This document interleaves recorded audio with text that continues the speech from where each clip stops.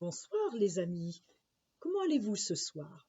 Je vais vous raconter la suite de notre belle histoire des fleurs pour Angelina. J'ai une invitée surprise ce soir qui s'est décidée à venir écouter notre histoire. Kayla la petite chatte. Vous la voyez? C'est parti pour l'histoire. Lorsque Rico arriva chez lui sur le mont Solitaire, il s'en fut droit à la chambre de son oncle Doudi. Il fouilla sous le lit pour trouver quelques mètres de l'ancienne peau de la grosse Lulu. Puis, dans le sac à main boule de quilles de sa maman, vous vous rappelez, il trouva une aiguille et une bobine de fil de soie. Dans le placard fouillis de la cuisine, il trouva une vieille selle d'âne.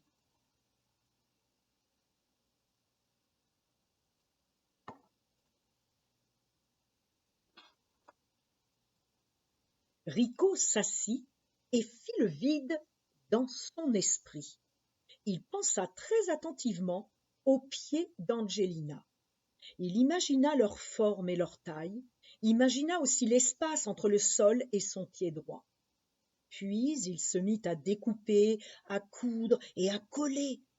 De ce jeudi après-midi jusqu'au samedi matin, il travailla sans relâche.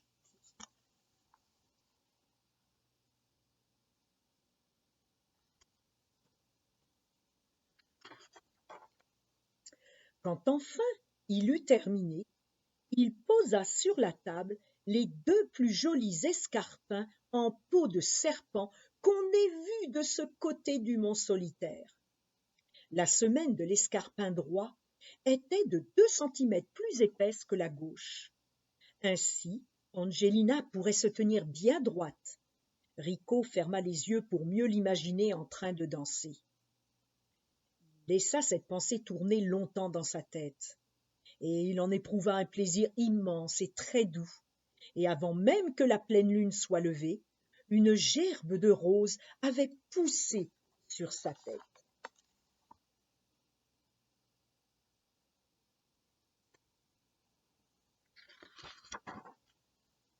Cet après-midi-là, Rico suivit le sentier, traversa la forêt et le ruisseau du Grand Ours, prit la route de terre, puis la route pavée qui serpentait vers une colline. À mi-chemin, il ouvrit une petite grille et emprunta l'allée qui menait droit à la porte de son ami. Angelina aidait sa maman à coudre une robe de tango, très extravagante. La maison était calme, et chaque clic des ciseaux lui donnait un petit coup au cœur. Elle pensa à Rico. Il lui manquait depuis jeudi.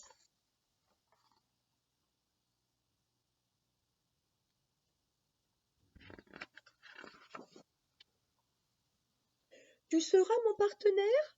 Demanda Angelina. Je ne connais pas les pas de ces danses-là, dit timidement Rico. Je vais te montrer, s'écria-t-elle. Depuis le temps que je regarde danser mes parents, je connais tous les pas par cœur. Elle le prit par la main et ils se mirent à danser sur le chemin.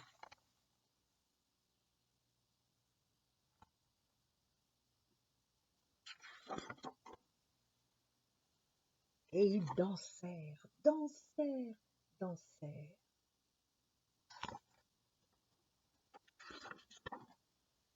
Après la danse, Rico ramena Angelina chez elle.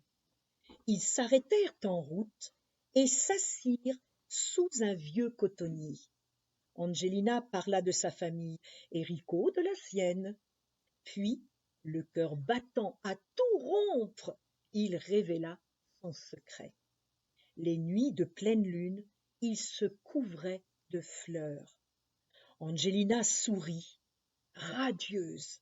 Elle se pencha pour montrer à Rico comment la fleur poussait derrière son oreille.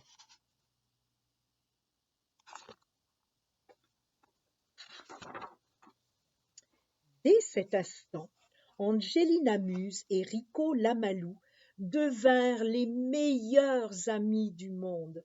Angelina portait bien sûr ses escarpins de peau de serpent chaque jour, et lorsqu'ils furent usés, Rico lui en fabriqua de nouveaux. Il y a maintenant 24 ans que Rico fabrique les chaussures d'Angelina. Ils ont une maison sur le haut du mont Solitaire, aujourd'hui rebaptisée la colline Mille Fleurs.